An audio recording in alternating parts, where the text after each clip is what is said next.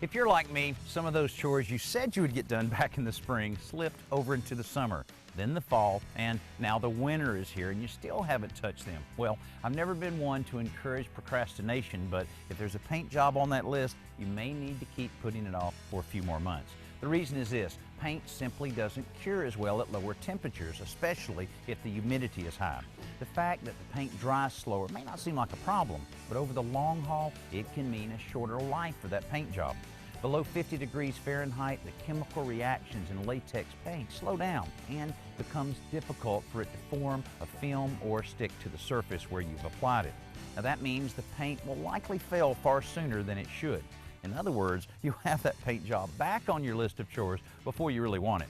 Now, if you're fortunate enough to have temperatures above 50 degrees this time of the year, think about this. You still have less daylight, and that's a real important factor in drying paint. So you'll want to wrap up all of your paint work at least a couple of hours before the sun sets so that it has some time to dry before temperatures drop and dew starts to form.